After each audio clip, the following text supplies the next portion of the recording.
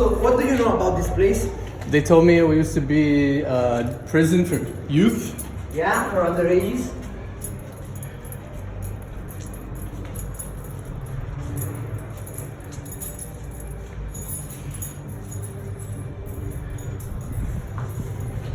Yeah, this is one of our rooftops, actually. Amazing. Yeah, hi.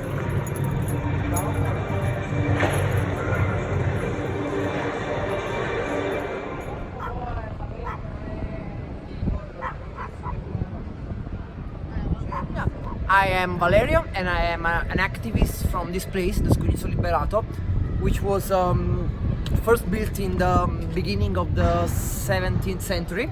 It was a monastery called il Convento delle Cappuccinelle, and then around the beginning of the 19th century it was turned by Gioacchino Murat into a prison for underage people, and it remained like this until like the half of the 90s, and it was closed because they moved the prison in the isle of Nisida, and it was abandoned for like 20 years before we reopened the place with our collective in the September of 2015. What's your collective? Actually, our collective, it's not a real collective, it's it's the community of the SCUGNIZZO Liberato, because we like to call this place a laboratory of mutualism, when everyone can come here and giving their knowledge and their know-how, they can come here and give courses in the gym. They can help us with the organization of concerts, of plays in theater. We have a lot of workshops for working with plastic, with wood, with stone, recycling stuff. We also have a kind of collective that works with refugees. They give them language lessons. They help us with all the paperwork for getting a visa, some kind of paper and stuff like that. So we are this really big community. We have a lot of activities every day. They change every week because there is people going, coming, and they always come here and help us and giving their time and their knowledge to help build a community around this place. And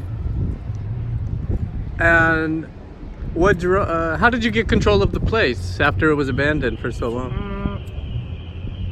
The place was abandoned, and we entered this place with the idea of freeing it, and after many years of abandon, and just we decided that this place was for the people, was for the people who are living near here, the people all around the city, and we just occupied it because we think that a place this big, it was a shame that it was abandoned and closed, and the city is always asking us for there is this need for big places, for places where they can meet, they can do stuff, and they can using their free time for building something bigger and something that is actually useful to the fabric of the city.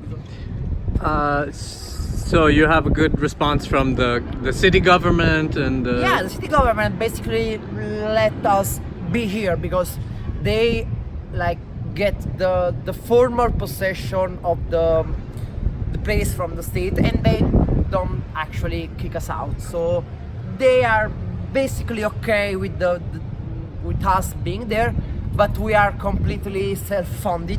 So all the money we need to fix the place, fix the electrical stuff, the hydraulic stuff, all the work we have to do for fixing the place is completely self-funded through we do concerts, we do book presentation, we do events like this underground etc. festival with comics and stuff, and basically all the money we get from tickets and from the bar, it's completely reinvested in materials and things we need to make this place better, basically. We have some kind of events that are cyclic. Every year we do this independent and underground comics festival, this way underground, which is taking place right now in the whole building. We also have other kind of ways, like every year we do this musical festival called the Nadir Festival, which we do not here but in another neighborhood, in a suburb at the limits of the city called Sokao. Where every year we do this kind 3 or 4 days of music, completely self-funded, with all kind of artists from all over Italy and sometimes over from all the country. Every evening in Naples there is always an event. There's always things that people can do, like concerts, workshop, a lot of museums. It's very, very alive, and there's a lot of people who are coming to Naples to live because I don't know how to say that, but basically it's quite different from all the other cities in Italy, because it's like a melting pot. There is a lot of neighborhoods which is very alive, and you can see a lot of mixed stuff, like different peoples, like from a class point of view.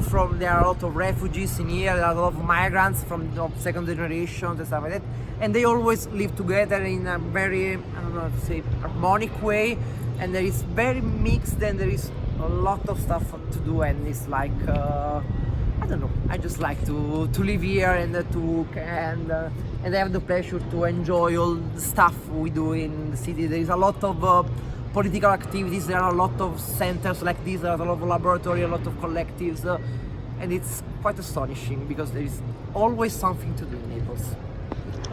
Can I ask you about the refugees? You know, it's always been a city, it's like a big harbor, so there's always people coming, there's always people leaving, and it's always been like a place where you can find every kind of people, and it's Nothing changed. we don't see immigration as a controversial topic, because it's like in the DNA of the Naples, very open to different kind of cultures, different kind of people, different kind of customs and stuff like that. You know, I see people with dark skin, they're Yeah, speaking it's completely Italian. normal. I mean, we have like second generation, third generation migrants, and you can see like little kids which are sons and children of refugees, migrants, and they speak a perfect Neapolitan, and they are completely integrated in the fabric of the city. So it's really nice. Cool. You work with the facility like your full-time job, or you're doing something else? Or? It's not like a job, because we have I'm studying at the moment, but there are people with a normal job, and they use their free time because they strongly believe in the project, and they really believe that investing their time in a place like this it's worth it, because they are helping building an alternative. They are showing the city that you can do stuff in other ways, not the ways that you are usually used to. We are not doing that for profit, but because we have a drive. Come to Naples and see what the city can offer to you, because it's full of surprises, and I can say that you will never get bored in here, definitely. Cool. Thanks a lot.